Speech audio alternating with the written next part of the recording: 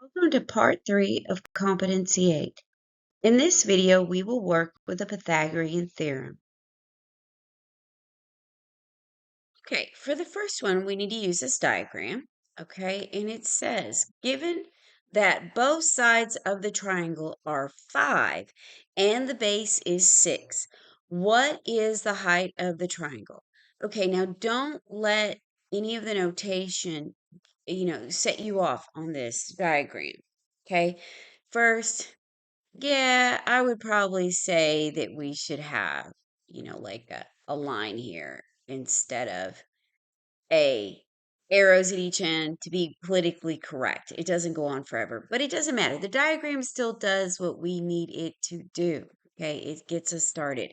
And then this height and width. Well, if we were trying to teach about a triangle, that would be a good comparison of vocabulary. But we aren't even there. Well, that's not what we're doing right now. We need to focus on the word both. That's the big word. That one word gives me what I need. So we have 5 here. It says both sides. So that implies that lovely congruency that we need. This says I am an isosceles triangle. Therefore, I also know that this right angle going down, you see how you have your height as a dash line, and that's how you teach kids to recognize the height because of the dash line. And then you have this nice right angle. This tells me we have a center and congruency on each side. What does that give me? That gives me a length of 3 over here and a length over 3 over here. We could literally fold this triangle in half because it's isosceles. Okay, so what do I have? I have a 3, 4, 5 primitive right triangle. Look that up, guys, okay? If you don't already know this, okay, this is all in your properties of triangles, special triangles. You should know a little bit from middle school because this does come up, okay? You will have an occasion to teach this starting in 7th grade. And if you teach your students after you get them to do the triples and go through some activities and all that, you are going to probably, and it really helped my guys out, especially my algebra guys, okay? It helps you out to know that you can have a 3, a 3, 4, 5. That's what we have here. So I already know the height's 4. End of story. And then the next one up, let me see here. The next one up is your 5, 12, and 13. And guys, they keep going. There are so many. So if you want to know about that, you need to put in your, go Google it. It's in Wikipedia. I do believe I've looked at it several times. You need to Google list of primitive right triangles, okay? And you'll get that list. But let's say you're taking your test, you don't recognize that right away. What do we need to do to get that height? Well, once we pick through the fact that we know our properties, well, that is second radical, okay? 5 squared minus the 3 squared, press enter, gives us 4. And there you go. There's your height. Okay? All right. I know that you probably thought we're going to have to work through a lot of that. No. The trick here is you know your properties. You understand all your shapes, your polygons, and you know all of their properties. Okay? All right. And of course, Pythagorean theorem can get you a long way with a lot of these things. Okay? Now, number 2. If the diagonal of a rectangle is 12 feet and the height is 4, what is the area of the rectangle? Oh, well, that's not bad. That is, again, a Pythagorean theorem. If I could draw, it doesn't matter. They're saying my diagonal is 12, and they're saying that my width is 4. Okay? Now, even if I drew it differently and I put the 4 over here and then that was my x, In all honesty, ladies and gentlemen, it would not matter. It doesn't even matter that I do not have a beautiful picture, okay? They've already told us what it is, that it is a rectangle, and I'm going to put my 4 here. Now, what am I looking for? I'm looking for my x, my length, because I need my area. And I know that my area is going to equal x times whatever 4 is, right? So I know I need the Pythagorean theorem. We're going to do the same thing. So second radical 12 squared minus 4 squared. Oops. I didn't push my 4. I'm not sure why. What's going on? Oh, there it is. I just didn't push it enough. Or my computer had to catch up. Now we look good. It's like it had a moment. All right, let's push enter.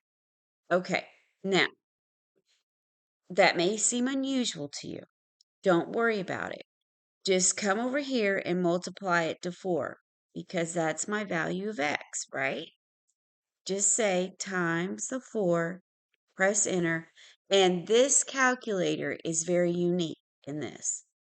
Okay, your TI-84 would not give me in terms of square roots of 2.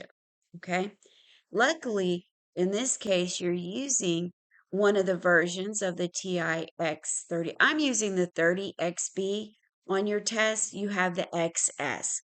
They look exactly the same as far as button positions, and it will be the same. I use them all, and I really enjoy these features with pi and the roots. It makes my life easier. Okay? All right, so let's go on to number 3.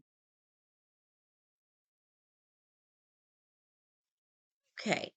It says here that we're going to use the figure to answer the following question. Okay? And number 3 says, if the length from the center of the square to any corner is 2, which they've shown us in the diagram, what is the area of the square? Okay, again, you will need to know the properties of your triangles, especially your special triangles.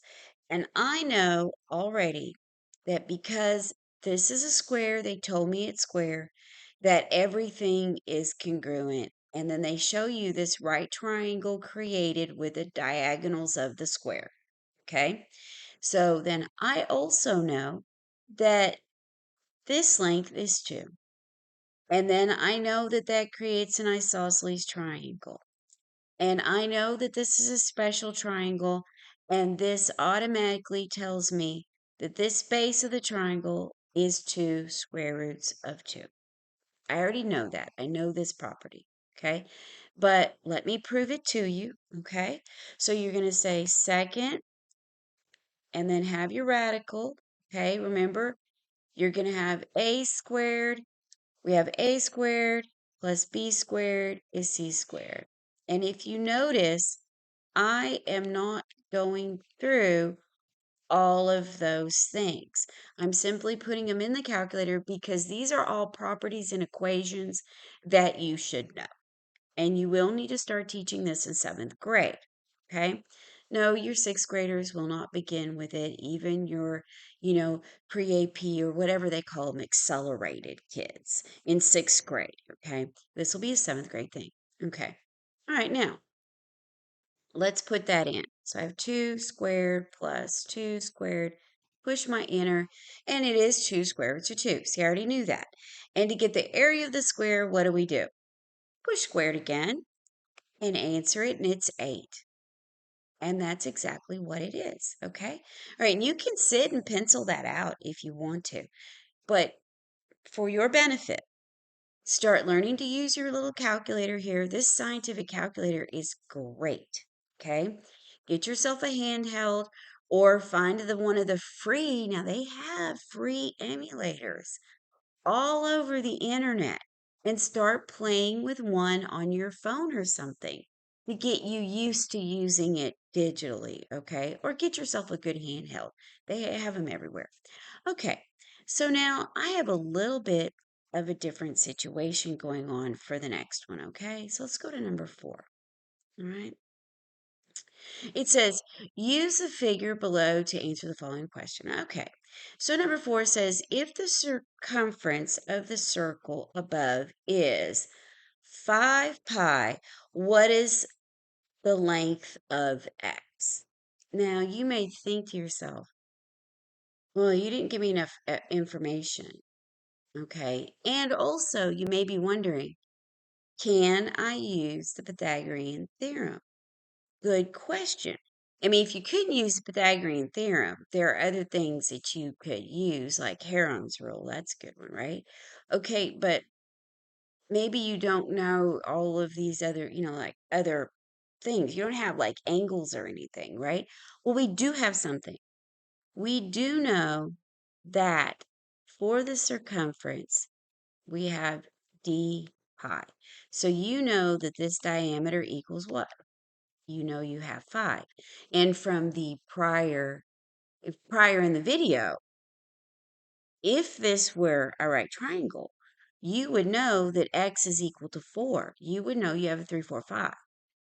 But this is one of those situations where they are testing to know if you know the properties of a circumscribed triangle. That means it's inside of the circle with each of these vertices as part of the circle. You should know these things. But if you don't know those properties and how these properties work, well, let me kind of prove it to you. Okay? All right. So let's go to now. Cross your fingers. Let's hope this works. Give me a sec here, and we will pop to what I need you to see. Okay, so we're in GeoGebra, right? Okay, if you haven't used GeoGebra, it's a really great tool.